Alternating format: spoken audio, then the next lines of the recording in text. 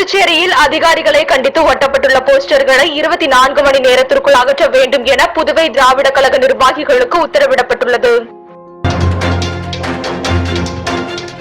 நெல்லை மாவட்டம் ரெட்டியார்பட்டியில் தேசிய நெடுஞ்சாலையில் ஏற்பட்ட விபத்தில் அக்கா ஜெயந்தி, தம்பி ஜெயச்சந்திர சிங் பலியாகினர். சென்னை அடுத்த அயனம்பாக்கத்தில் உள்ள தனியார் நிறுவன ஊழியர் பிரின்ஸ் வீட்டில் 14 சவரன் நகை மற்றும் இருசக்கர வாகனத்தை திருடிச் சென்ற மர்ம நபர்கள் குறித்து போலீசார் விசாரணை மேற்கொண்டு வருகின்றனர்.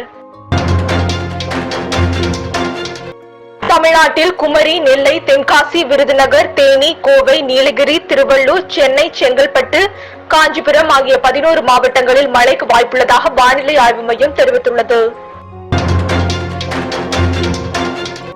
ஆந்திரா மற்றும் தெலுங்கானாவில் பெய்து வரும் கனமழைக்கு இதுவரை 31 பேர் உயிரிழந்தனர். கனமழை காரணமாக வீடுகளை இழந்த ஆயிரக்கணக்கான மக்கள் நிவாரண முகாம்களில் தங்க வைக்கப்பட்டனர். மன்னார்குடியில் கொலை வழக்கில் கைது செய்ய முயன்ற பொழுது தப்பியோடிய நம்பிராஜுக்கு காலில் எலும்பு முறிவு ஏற்பட்டது.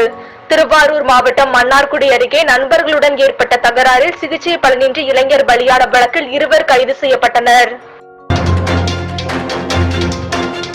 சென்னை சென்ட்ரல் விசாகப்பட்டினம் விரைவு ரயில் இன்று ரத்து செய்யப்படுவதாக அறிவிக்கப்பட்டுள்ளது.